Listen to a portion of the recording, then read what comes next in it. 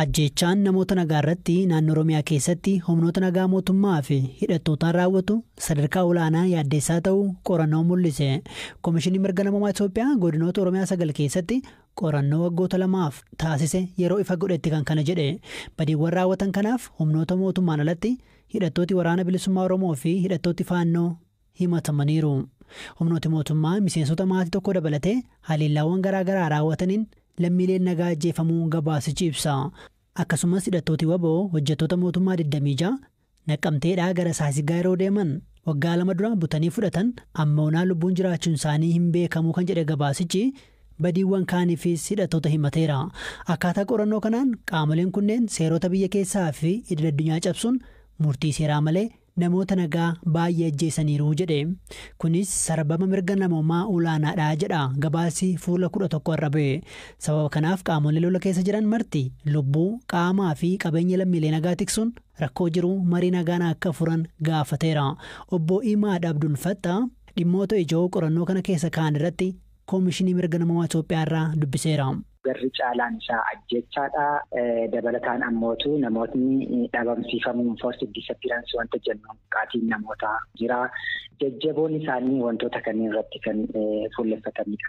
Badii kana keessatti humnoota mootummaatu bal'inaan himatame dhimma kana irratti qaama mootummaa gaafattanii deebiin argattan jira. Deebii akka itti kennan gaafanneetu turre haa ta'utii hamma guyyaa riippoortiin kun bahetti deebiin itti hin kennamne. Hidhattoonnis badiiwwan garagaraan himatamu. Himannaawwan jajjabaa hidhattoota kan irratti ka'u tarii garee kanaaf gaaffii dhiyeessanii deebii siin kennanii jira. Komishiniin mirga dhala namaa Itoophiyaa waajjira mootummaati. Akkuma beekamutti waraana adda bilisummaa Oromoo Itoophiyaa keessatti shororkeessaadha jedhameetu paarlamaadhaan kan itti murtaa'edha waan ta'eef dhaabbilee akkasii wajjin hariiroo hin qabne waan ta'eef haalli isaan itti gaafannee deebii isaan irraa argachuu dandeenyu hin jiru jechaadha.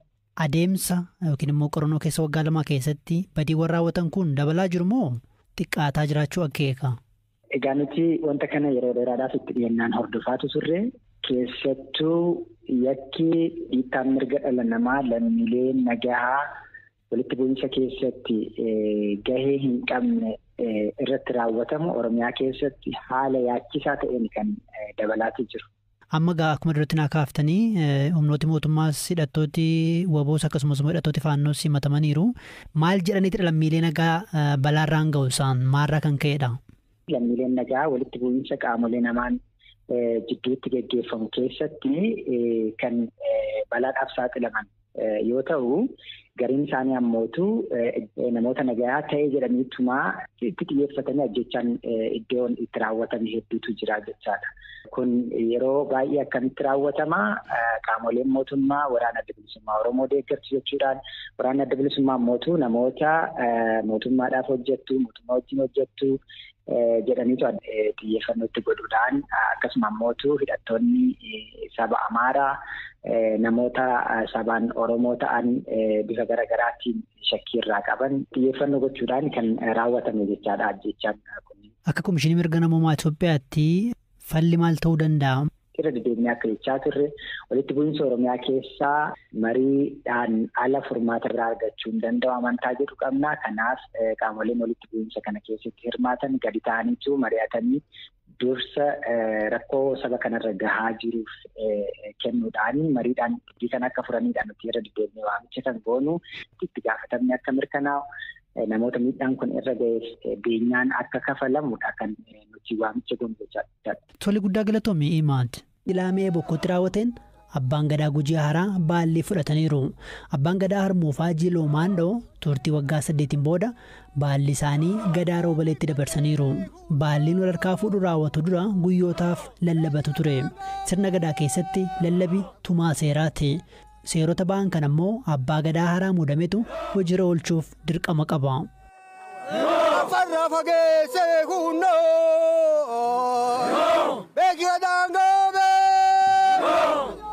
Yuubni tokko oggaa labsii labsuu jalqabu qophisee jedha. Kunis nan jalqabaa jechuu yeroo ta'u erga labsee xumure immoo toggisee jedha. Nagaa akka jechuuti. Kana malees yaada miseensa yaa'aa tokko kan mormu yoo ta'e qoxxisee jechuun dubbata. Seerota haaraa Gujiin tumatee keessaa pilaastikiitti elmuun aadaa miti. Dubartii rifeensa burachuunis aad malee jedheera. Amansiisaa ifaan kunneen akkamiin ba'an jechuun yaa'aa roobalee keessa sirna gadaan hayyuu kan ta'an jaarsoo dullachaa boonayyaa gaafateera. Gadaan tun seera qabdi, gadaan tun gadaa nagayaati, gadaan tun gadaa quufaati, yuuba santi lallabbii dabarsa ilmee diqqiyyouf. Aanaan looni horatanii aada'a, yoo horatanii okolee elmanii aada'a, laasikii elmuu aadi malee, jarkeen annaquu aadi malee, intalli durraa diida baateen bultuu aadi malee, mana haadhaa bultii aada, gujii okolee qabaa aada, gujii loo hariirtiin qalataa aada, waddeessaa hariirrataa aada, gujii aadaa qabaa aada, aadaa tanaan bulee le'a aada, aadaa tanaa horee buleera aada, saba duudii qabatee bulcheera aada, gujii aadaa tanaan bula. Fakkeenyaaf lallabni soddaa maali? Lallabni mukaa, lallabni rifeensa dubartii maali mee wantoonni kun?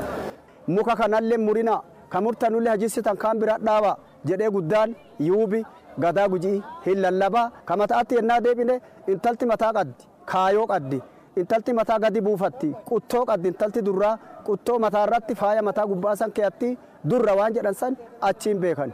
Heerumteen jirtu abbaa irraan qaddu jechuudha. Maaniin beekan? Faaya qaddi, faaya mormaa qaddi, quttoo qaddi.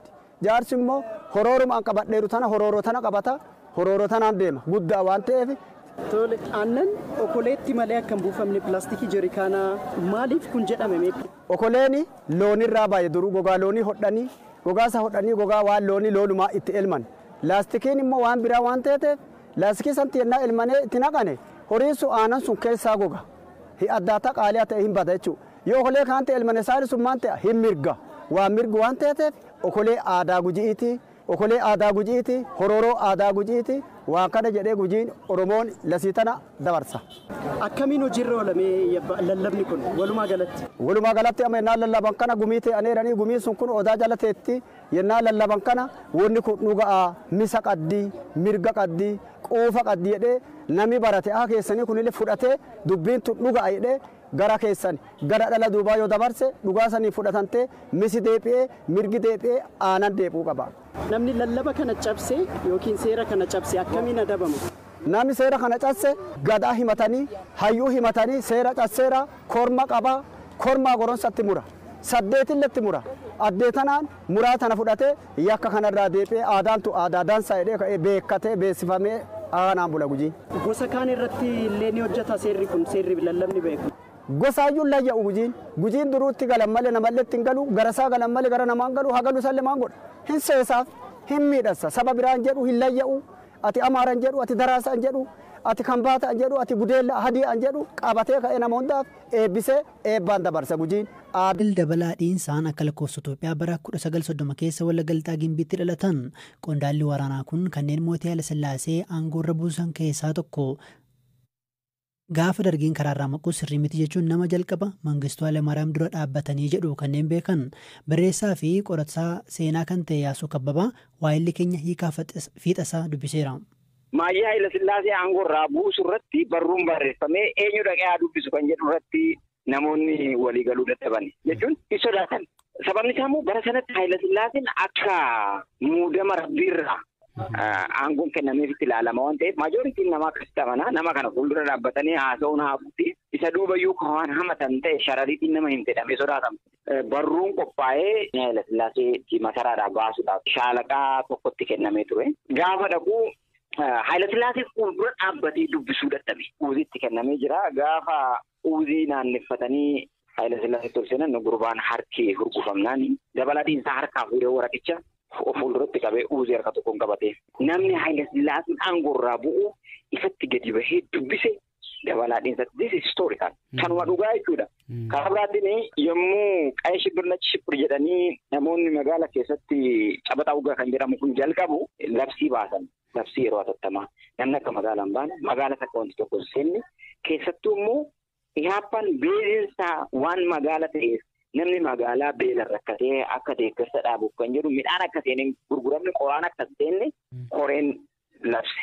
Isa koreen dargii dhaqee waan kana labsee dhoowwe sana namni kana godhe warra siyaasatti dhihoo jiru. Warri kana keessatti dhumu garuu miskiinota hundumaadha.